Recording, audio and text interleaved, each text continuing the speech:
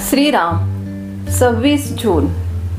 नियम थोडाच करावा, पण तो शाश्वताचा असावा।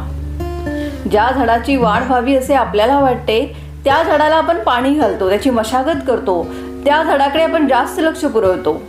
परंतु जे झाड वाढू नये असे आपल्याला वाटते किंवा ज्या झाडाचे विशेष महत्त्व आपल्याला वाटत नाही त्या झाडाकडे आपण दुर्लक्ष करतो।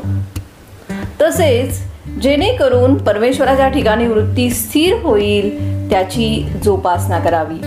देहाकडे, विचारांकडे, विषयांकडे दुर्लक्ष करावे, म्हणजे आपोआपच त्यांचा विसर पडेल।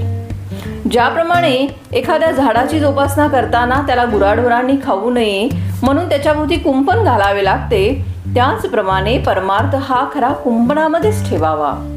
तो जितका गुप्त राहील तितका चांगला।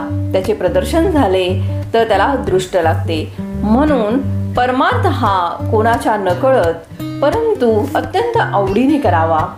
झाड लावल्यावर ते किती वाढले आहे हे किती रोज उकरून पाहत नाही, त्याचप्रमाणे अनुभवाच्या प्रचितीच्या मागे लागू नका, त्यामुळे प्रगती खुंटेल।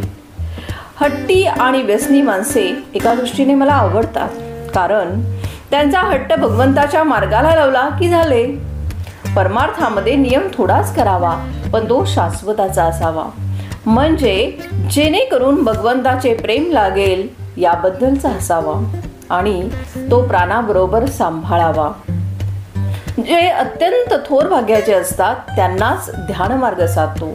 हा मार्ग फार थोरांचा आहे। ध्यानामध्ये जगाचाही विसर पडतो। त्या अवस्थेमध्ये दिवस काय वर्षे सुद्धा जातील, पण त्याच्या देहाला काहीही होणार नाही।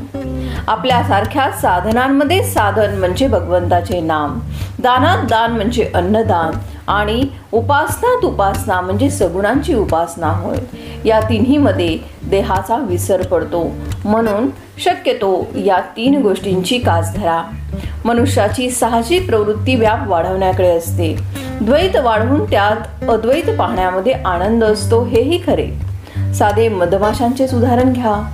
त्या अनेक झाडांवरून मध गोळा करतात आणि नंतर तो पोळ्यामध्ये एकत्र करतात। असा एकत्र केलेल्या मधाचा केवढा साठा होऊ शकतो बरे। अशा रीतीने सर्व द्वैतामध्ये एक अद्वैत म्हणजे एक राम पाहायला शिकावे, आणि ज्याला सर्वत्र राम पाहणे असेल त्याने स्वतःमध्येच राम पाहून प्रत्येक कृती ही रामाची समजावी। स्वतःमध्ये राम पाहिल्याशिवाय तो सर्वत्र पाहता येणार नाही। तेव्हा स्वतःचा म्हणजेच देहाचा विसर पडल्याशिवाय सुख लाभणार नाही, आणि हा देहाचा विसर राममय दृष्टी झाल्यामुळेच होईल। आणि म्हणून अखंड भगवंताच्या अनुसंधानामध्ये राहा। आजचे बोधवचन: परमार्थाला अगदी स्वतःपासूनच सुरुवात करावी। जय जय रघुवीर समर्थ।